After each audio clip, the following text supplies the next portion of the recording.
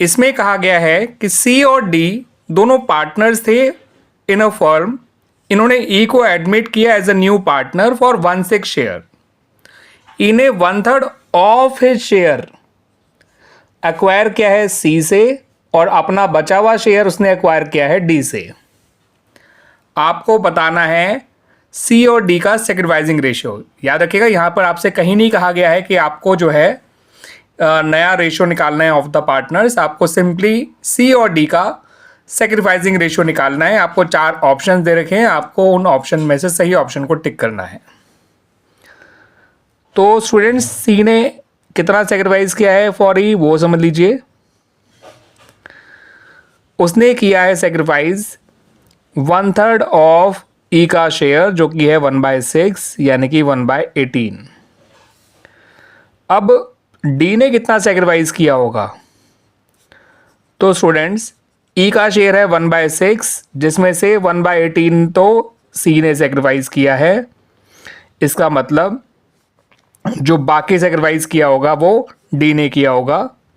तो ई के शेयर में से जितना उसने सी से ले लिया है वो हटा दीजिए, अपने पता चल जाएगा उसने डी से कितना लिया है। 6 3 18, 1 3 3, 3 - 1, 2/18। अब ये हमारे पास सी और डी दोनों के सेक्रीफाइस आ गए, जिसका रेशियो निकालेंगे तो वो आएगा 1:2। तो ऑप्शन है हमारा, राइट ऑप्शन है, सही आंसर है option number A. MCQ number 38 को देख लेते हैं स्टूडेंट्स। इसमें कहा गया है कि ए, बी और सी ये तीनों पार्टनर्स थे इन अ फर्म और आपस में प्रॉफिट एंड लॉसेस शेयर किया करते थे इन द रेशियो ऑफ 5:3:2। अब विद इफेक्ट फ्रॉम 1 अप्रैल 2023 इन्होंने कहा कि अब हम इक्वली प्रॉफिट शेयर करेंगे। ठीक है स्टूडेंट्स, अब इस प्रॉफिट शेयरिंग रेशियो चेंज करने की वजह से बी को गेन हुआ या सेक्रीफाइस आपको बताना है।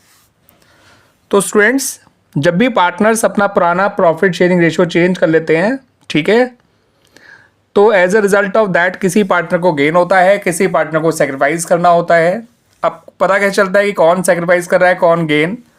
तो आप उनके पुराने शेयर में से उनका नया शेयर माइनस कर दीजिए, old share minus new share करिए।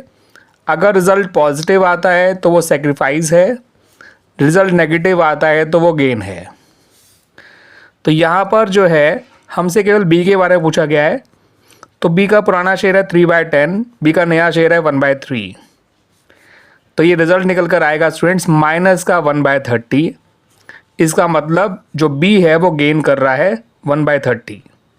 तो यहाँ पर भी हमारा ऑप्शन नंबर ए है जो है that is the right answer. Clear students?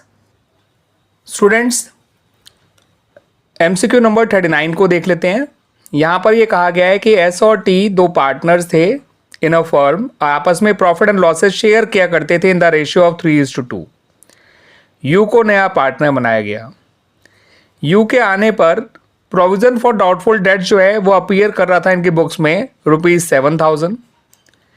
फिर ये बताया गया कि आपको ₹3,000 के डेटर्स को राइट ऑफ करना है एज बैड डेट्स। ठीक है स्टूडेंट्स, और ये भी बता दिया गया कि जितने भी डेटर्स थे बचे हुए, कितने थे ये नहीं बता रखा, लेकिन ये बता दिया कि वो सारे के सारे गुड डेटर्स हैं। अब आपको ये बताना है कि इतनी इंफॉर्मेशन के बेसिस पे आपका रिवोल्यूशन अकाउंट डेबिट होगा या क्रेडिट होगा और कितने अमाउंट से। ठीक है स्टूडेंट्स, तो यहां पर एक बात समझिएगा स्टूडेंट्स, दो डेटर बैड प्रूव हुए हैं वो हैं ₹3,000 के, और जो हमने प्रोविज़न फॉर डाउटफुल डेट्स बना रखा था पहले से वो था ₹7,000 का। तो प्रोविज़न फॉर डाउटफुल डेट्स बच गया ₹4,000। अब इसकी आगे कोई ज़रूरत नहीं है, it is not required any more, क्योंकि all the remaining debtors are good. तो इस प्रोविज़न को आपको ख़त्म करना है, और जब प्रोविज़न ख़त्म करेंगे तो ये बात फ़ायदे की है, और जो रिवोल्यूशन अकाउंट होता है इस फायदे से क्रेडिट होता है। तो रिवोल्यूशन क्रेडिट होगा, और कितने अमाउंट से क्रेडिट होगा? 4,000 से क्रेडिट होगा। देख लेते हैं ये कहाँ लिखा है, ये लिखा है ऑप्शन नंबर बी में। तो option number B is the right answer. Clear students? आइए स्टूडेंट्स, एमसीक्यू नंबर 40 देख लेते हैं।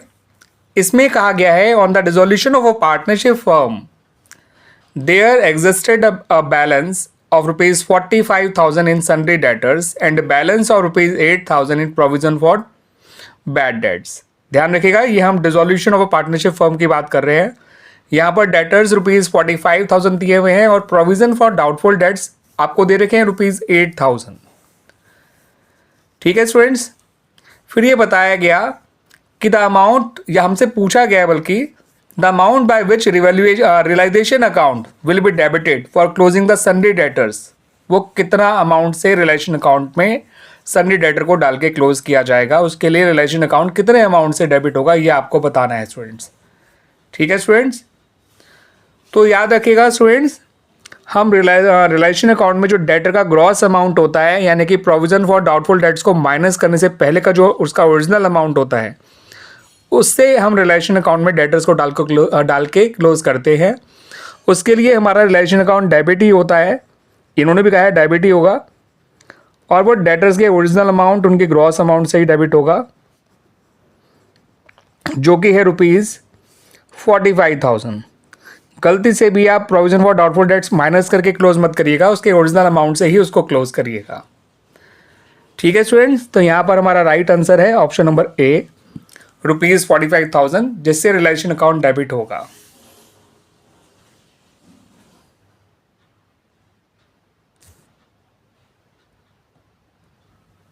आइए स्टूडेंट्स एमसीक्यू नंबर 41 को देख लेते हैं. After doing the adjustments regarding drawings, जो कि है rupees 40,000, share of profit rupees 24,000 and additional capital introduce, जो कि है रुपीज 32,000, अशोक के कैपिटल अकाउंट का बैलेंस जो कि साल के आखिर में, दैट इज ऑन 31 मार्च 2022, वो है रुपीज़ 5 लाख. आपको अशोक की ओपनिंग कैपिटल पता करनी है. तो स्टूडेंट, जब भी आपको पार्टनर की क्लोजिंग कैपिटल दे रखी हो और आपको उसकी ओपनिंग कैपिटल ढूंढनी हो, तो वो ओपनिंग कैपिटल कैसे ढूंढते हैं समझ लीजिए. आप क्लोजिंग कैपिटल में ड्राइंग्स को प्लस कर दीजिए और शेयर ऑफ डिविजिबल प्रॉफिट को माइनस कर दीजिए उस पार्टनर का, आपको उसकी ओपनिंग कैपिटल मिल जाएगी.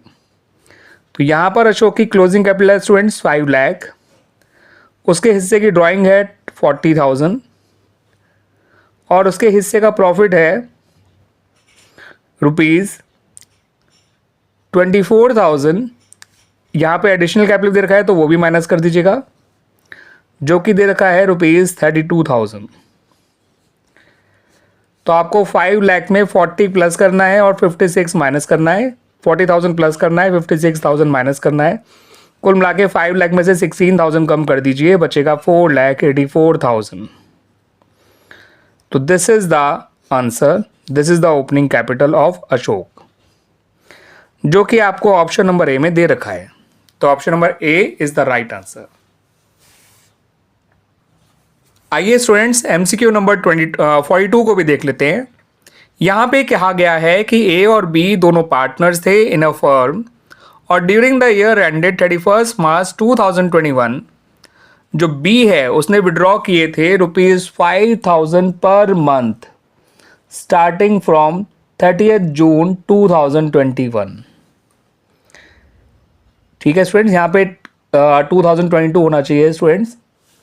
ठीक है, जो ईयर एंड हो रहा है वो 31 मार्च 2022 को हो रहा है, इस बात को ध्यान रखिएगा. उसने 30 जून 2021 से ड्राइंग्स करना शुरू किया है, हर महीने कर रहा है, रुपीज़ 5,000 कर रहा है. ठीक है स्टूडेंट्स, अब वो पहली बार पैसा निकाल रहा है 30 जून को, उसी तरह से अगली बार पैसा निकालेगा 31 जुलाई को, यानी मंथ के एंड में. अगली बार निकालेगा 31 अगस्त को एंड सो ऑन. लास्ट बार निकालेगा 31 मार्च को, दैट इज 31 मार्च 2022. ठीक है स्टूडेंट्स, पार्टनरशिप डीड ने प्रोवाइड किया है कि इंटरेस्ट ऑन ड्राइंग चार्ज किया जाएगा at the rate 12% per annum. अब यहाँ पर आपसे इंटरेस्ट ऑन ड्राइंग नहीं पूछा गया, आपसे सिंपली एक चीज़ पूछी गई है कि बताइए वो एवरेज नंबर ऑफ मंथ्स कितने होंगे जिसके लिए इंटरेस्ट चार्ज किया जाएगा ऑन बीज ड्राइंग्स. 4 ऑप्शंस दे रखे हैं आपको, उन 4 ऑप्शन में से आपको सही ऑप्शन को चूज करना है. तो स्टूडेंट्स, एवरेज पीरियड निकालने का फॉर्मूला होता है months left after first drawing plus months left after last drawing divide by 2. तो इसने पहली ड्राइंग करी है 30 जून 2021 को, और 30 जून 2021 से लेके 31 मार्च 2022 तक होते हैं एग्जैक्टली 9 मंथ्स। इसने आखिरी ड्राइंग करी होगी 31 मार्च 22 को ही, दैट्स वाई मैंने यहाँ पे 0 लिख लिया, क्योंकि month left after last drawing जो है वो 0 ही रहेगा। 31 मार्च 2022 से लेके 31 मार्च 2022 तक 0 मंथ्स होते हैं। दोनों को जोड़ के अपॉन 2 कर दीजिए, आंसर आ गया 4.5 मंथ्स, जो कि आपको दे रखा है यहाँ पर ऑप्शन नंबर सी में। 4.5 मंथ्स कहिए या 9/2 मंथ्स कहिए या 4.5 मंथ्स कहिए, एक ही बात होती है। तो right answer is, right option is option number C. Clear students? तो इस वीडियो में इतना ही रखते हैं। इसमें हमने आपसे MCQ नंबर 37 से लेके MCQ नंबर 42 तक डिस्कस किया है, और ये सारे मल्टीपल चॉइस क्वेश्चंस आपके बोर्ड एग्जामिनेशन 2025 के लिए बहुत इंपॉर्टेंट हैं स्टूडेंट्स। इनको आप ज़रूर प्रैक्टिस करिएगा अपनी तरफ से भी, ताकि जो 20 आपके 1 मार्कर क्वेश्चन आएंगे आपके बोर्ड एग्जामिनेशन में, आप उनको अच्छी तरह से आसानी से अटेम्प्ट कर सकें।